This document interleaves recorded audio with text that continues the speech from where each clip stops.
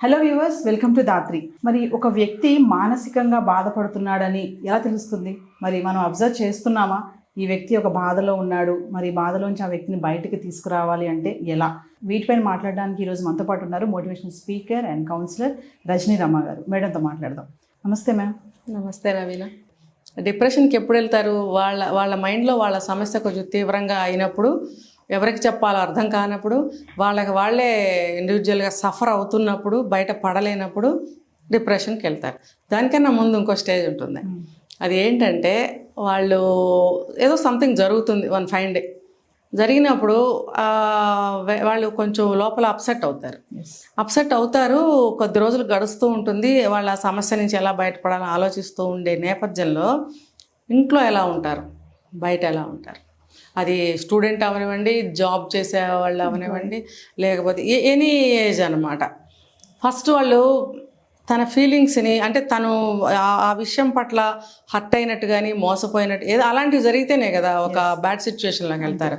అది బయట పడరు. ఫస్ట్ మామూలుగానే ఉంటుంటారు, స్నానం చేస్తారు, భోజనం చేస్తారు, టైంకి ఆఫీస్కి వెళ్తుంటారు, లేదా కాలేజ్కి వెళ్తుంటారు, వస్తుంటారు, వెళ్తుంటారు. ఎక్కువగా ఇది అన్మ్యారీడ్స్లో ఎక్కువ మనం పట్టుకోలేము తొందరగా.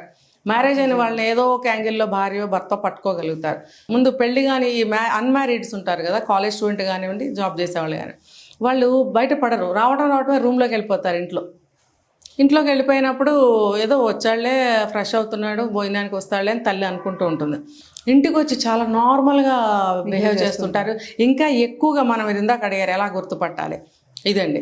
వాళ్ళు ఇంకొంచెం ఎక్కువగా యాక్టివ్గా ఉండటానికి, ఇంట్లో వాళ్ళతో ఎక్కువ కలిసిమెలిసి ఉండటం. ఆ రోజు వరకు పెద్దగా కలవరు, అప్పటి నుంచి ఎక్కువగా కలవడానికి ట్రై చేస్తారు. ఎందుకు? తనని ఎవరైనా పసిగడతారేమో అని ఎక్కువగా కలవటం. చెల్లెళ్ళు అన్నలు ఉంటే వాళ్ళతో బాగా నవ్వుతూ మాట్లాడటము, కలిసి భోజనం చేస్తున్నట్టు, ఆటలాడుకుంటున్నట్టు, క్రికెట్ ఆడినట్టు, బాగా కలిసినట్టు బాగుంటారు. వాళ్ళ అమ్మను కూడా ఇంకా రోజు కంటే ఎక్కువగా పలకరించినట్టు చేయడము. మళ్ళీ ఏం చేస్తారు, లోపల నుంచి ఒక భయం తన్నుకొస్తుంది. ఆ భయం తన్నుకొచ్చినప్పుడు మళ్ళీ కాసేపు మౌనంగా అయిపోతారు. ఏదో ఒక శూన్యంలోకి చూస్తున్నట్టు, ఏదో తనలో తను ఆలోచించుకుంటున్నట్టు ఒక భయం మనకు కనిపిస్తూనే ఉంటుంది. ఒక దిగులు బయట నుంచి ప్రెషర్ వస్తూనే ఉండుండొచ్చు అతనికి. కాబట్టి అది ఇంట్లో చెప్పుకోలేడు, బయటపడలేడు.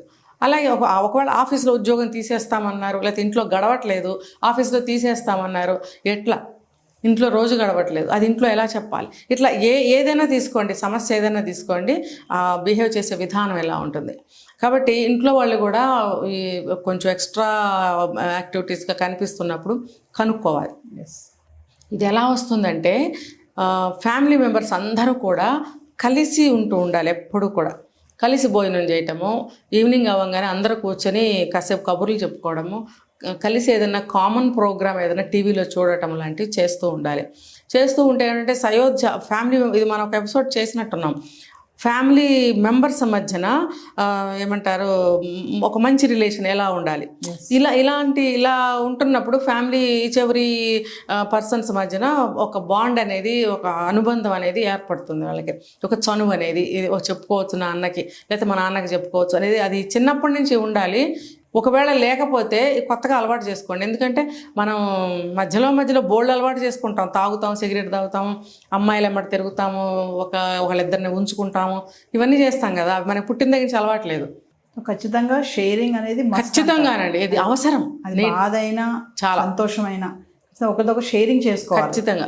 అప్పుడు సూసైడ్స్ అనేవి వెళ్లకుండా, డిప్రెషన్ నుంచి ఏంటంటే మనం అబ్జర్వ్ చేయకపోతే ఫైనల్ గా వెళ్ళేది అక్కడికి ఇవ్వాలి. ఎందుకంటే ఇంట్లో ఏది కూడా షేర్ చేసుకునే పరిస్థితి లేదండి ఈ రోజున. ఏదో పెడితే భోజనము తలంచుకుని తినేసి తొందరగా చదువుకోపో అనే పేరెంట్స్ కూడా ఉన్నారు. ఎలా తింటున్నాడో ఏం తింటున్నాడో పట్టించుకొని పేరెంట్స్ ఉన్నారు. కాబట్టి మనసు పంచుకునే ఒక ఇది లేదండి.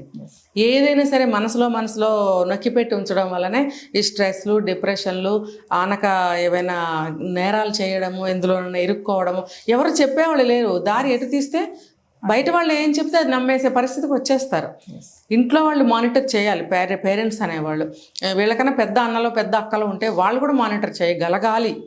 అటువంటి ట్రైనింగ్ తల్లిదండ్రులు ముందు ఫస్ట్ కిడ్కి ఇవ్వాలి. అప్పుడు ముగ్గురు కూడా ఈ సెకండ్ కిడ్కి ట్రైన్ చేయగలిగే ఇది ఉంటుంది. అప్పుడు ఇలాంటివి జరగవు.